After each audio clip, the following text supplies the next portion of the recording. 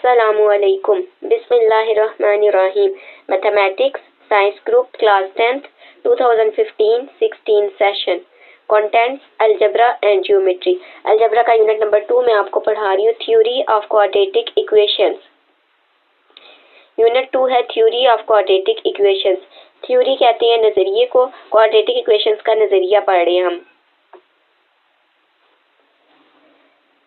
To determine the value of an unknown involved in a given quadratic equation when nature of its roots is given.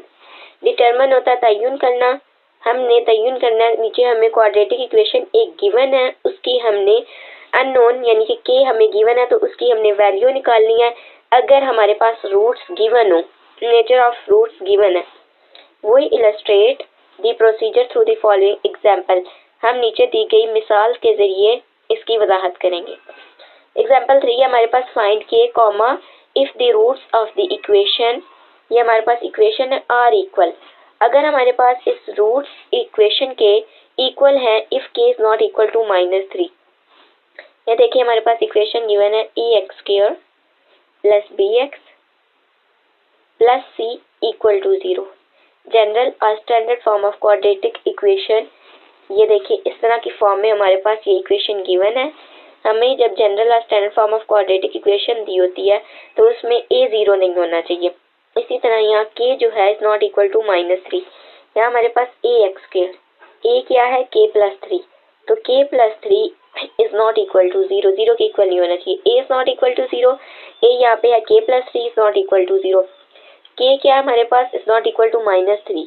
अगर हम k को right hand 3 को लेके जाएंगे right hand side पे तो ये आ गई -3, तो -3 और +3 मिलके कर देंगे 0। -3 + 3 क्या हुआ 0, तो यहाँ पे हमारे पास लीनियर इक्वेशन बन जाएगी। तो इसलिए यहाँ पे k -3 के इक्वल नहीं होना चाहिए। रूट्स हमारे पास क्या है इक्वल है। अब यहाँ हम देखते हैं हमारे पास ये 4 पॉइंट्स थे नेचर ऑफ द रूट्स के, तो इसमें if b² - 4ac is equal to 0 then the roots are rational, real and equal. Equal हमारे पास a की सूरत में आ रहा है क्या, अगर डिस्क्रिमिनेंट 0 हो तब हमारे पास रूट्स इक्वल होते हैं। तो यहाँ से हम लेंगे here a b c की वैल्यू हमने ले ली इस इक्वेशन से। as roots are equal so discriminant is 0। Roots equal हो तो डिस्क्रिमिनेंट को हम 0 के इक्वल रखते हैं। b² - 4ac = 0। b है -2 × k + 1 का होल स्क्वायर लिया -4, a है k + 3, c है हमारे पास -k + 1 = 0। यहाँ से हमने मल्टीप्लाई किया। अब -2 का स्क्वायर लेंगे, जब -2 का स्क्वायर लिया -2 × -2 तो 2 are 4 माइनस प्लस, ये आ गया +4 k + 1 का स्क्वायर। अब ये माइनस और ये माइनस मल्टीप्लाई हुए माइनस प्लस, तो मल्टीप्लाई हो रहा है 4 × k + 3 × k + 1 = 0। अब यहाँ से 4k + 1 इस टर्म में से और इस टर्म में से 4k + 1 कॉमन आ रहा है तो हमने 4k + 1 कॉमन ले लिया। इसे हम k + 1 का होल स्क्वायर तोड़ के लिखें k + 1 और k + 1 मतलब 2 टाइम्स हमने लिख लिया। तो 4k + 1 कॉमन आया तो हमारे पास k + 1 बच गया। हमने लिख लिया k + 1 प्लस, अब इसमें से 4k + 1 कॉमन ले लिया था k + 3 बचा, तो ये आ गया k + 3 = 0। implies that, ये implies that का सिंबल है 4k + 1 एज इट इज। अब यहाँ k प्लस हुए तो 2k और 1 में 3 प्लस किया तो 4, 2k + 4 = 0।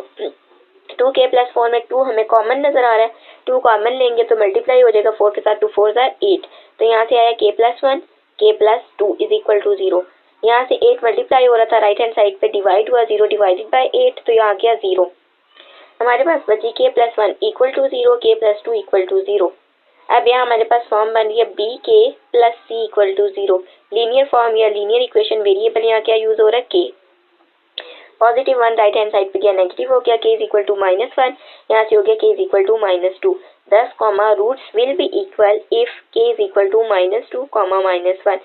k की हमारे पास ये वैल्यू आई है।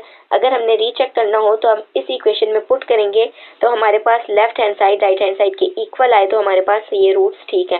राइट हैंड साइड पे 0 है तो लेफ्ट हैंड साइड पे भी 0 आ जाएगा इसको जब हम पुट करेंगे।